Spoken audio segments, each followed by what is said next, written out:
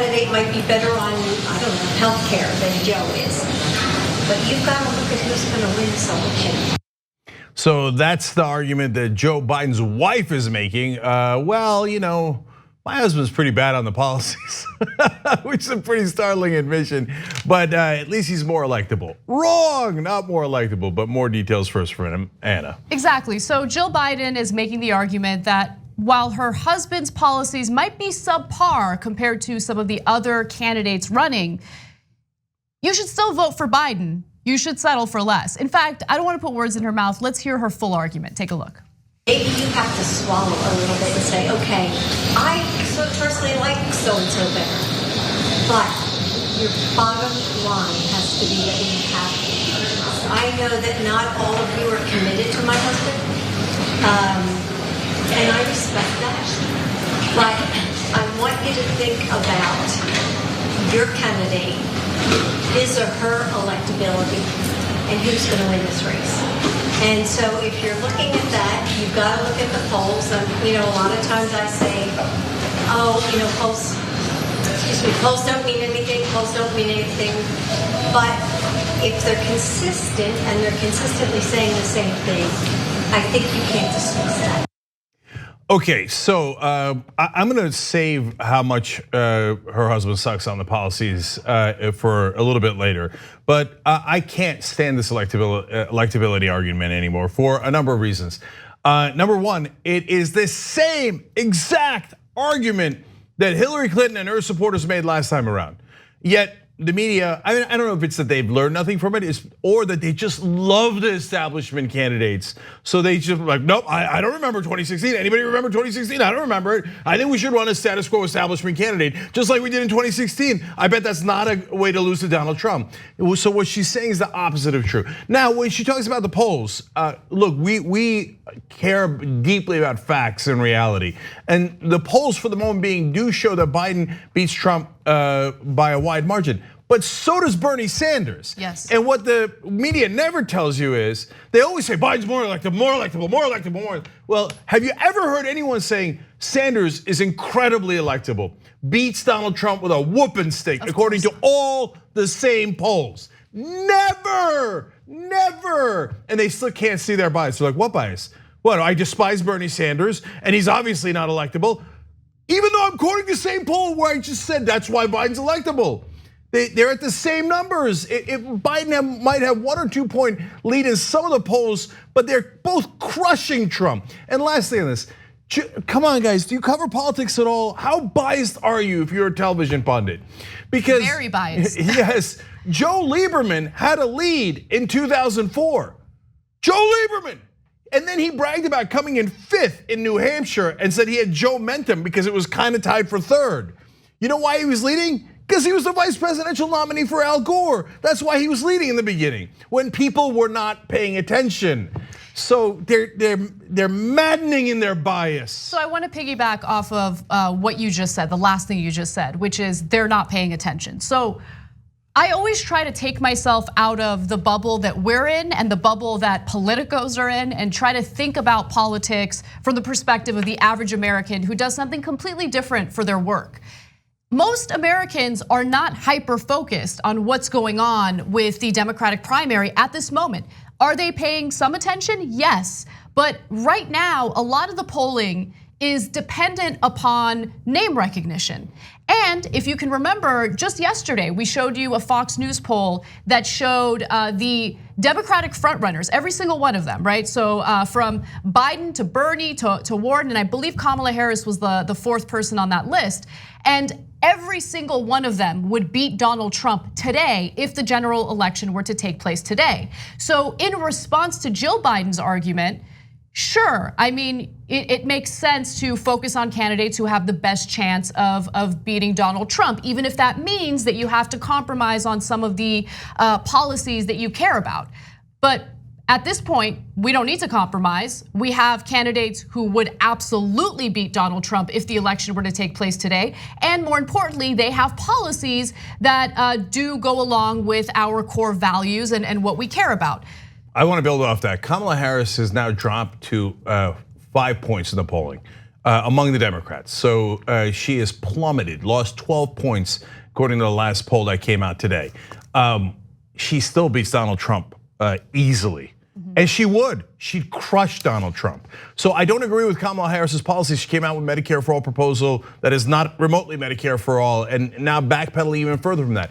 I'm telling you that so you see we're not biased. Kamala Harris would kick Donald Trump's ass easily. That all four of the top candidates would very, very likely win. The one that is the least electable is Joe Biden, because he's the exact mold of the one person who lost to Donald Trump. Donald Trump has literally never won at anything in his life.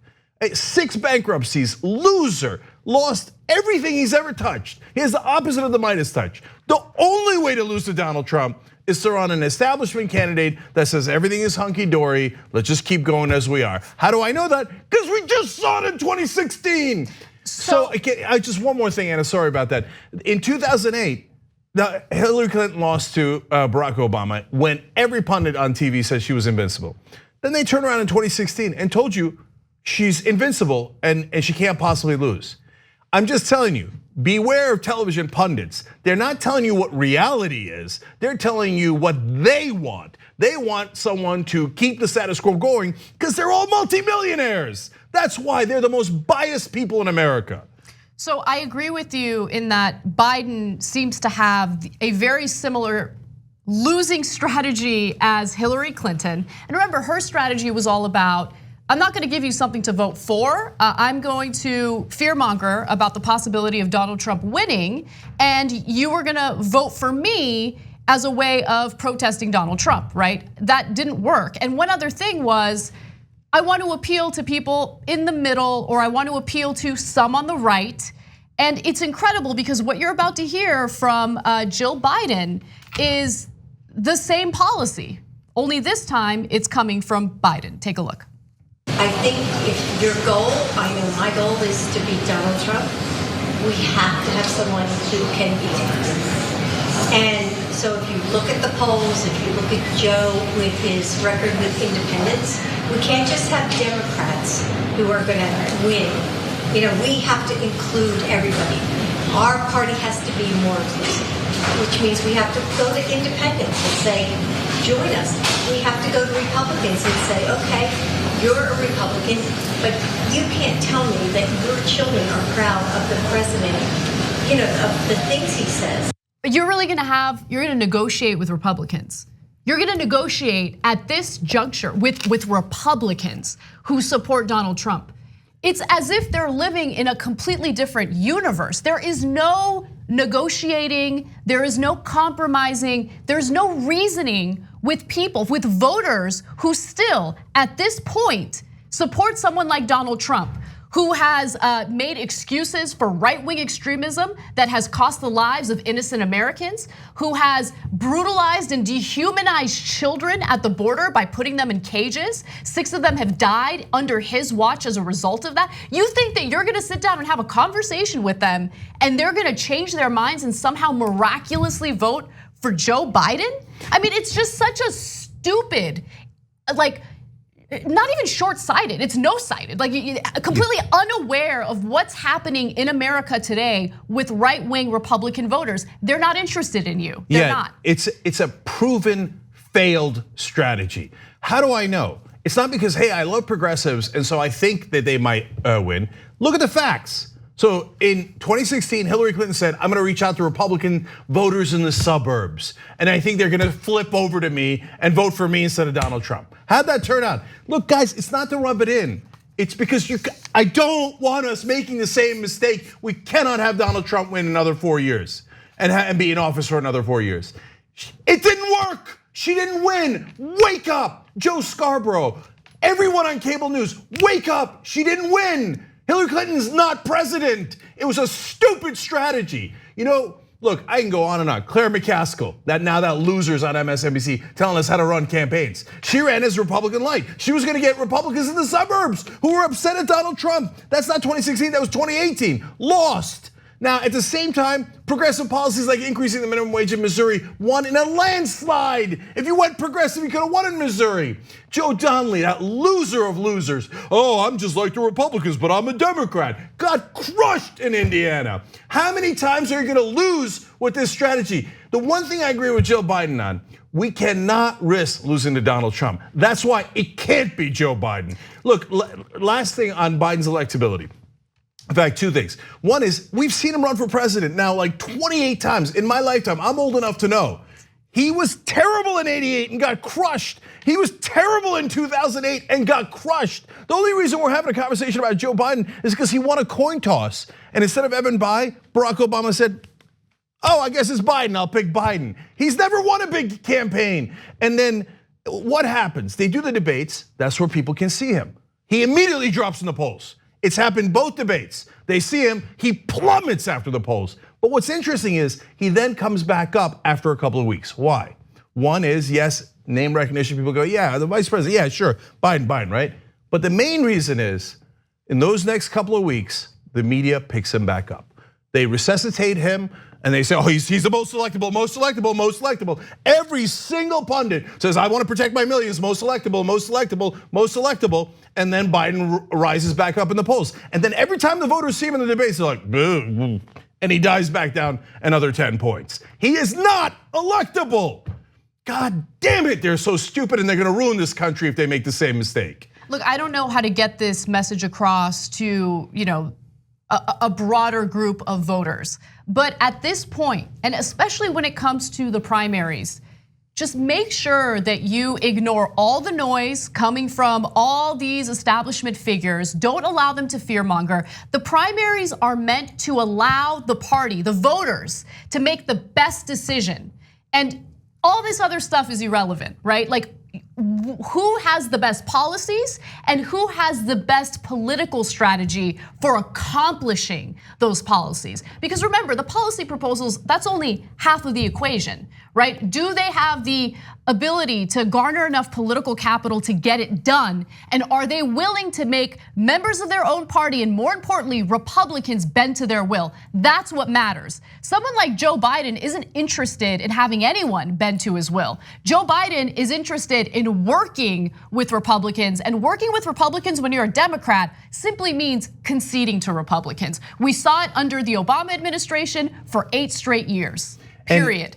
And Joe Biden admitting there that his policies are not as good in healthcare. It's amazing. She's a doctor. He's always bragging about Dr. Joe Biden. Well, Dr. Joe Biden's like, I know you don't like my husband's healthcare policies, because come on, they suck, right?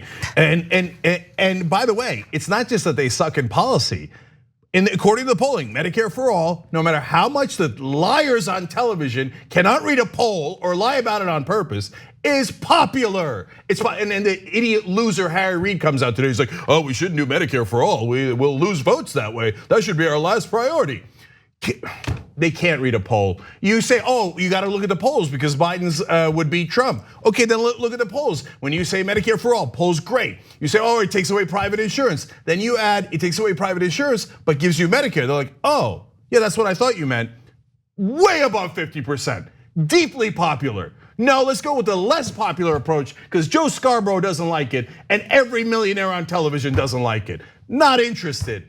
Guys, we cannot, progressives cannot lose this time around the primaries. The whole country and maybe even the whole world is riding on it. We have to do everything in our power to get it through people's heads that the American worker, the average American deserves better. And if you actually say to them, we're gonna give you higher wages and we're gonna give you healthcare, and unlike Trump, we're not lying, we're actually deeply care about it, and we've been saying the same thing for 40 years, we're gonna deliver for you. That's how you win, by actually meaning it, instead of going, well, I mean, I'd like to play badminton with Donald Trump, you wanna vote for me? What a stupid losing strategy. The TYT Plus app is now available on iOS and Android. Download to get more TYT content at tyt.com/app.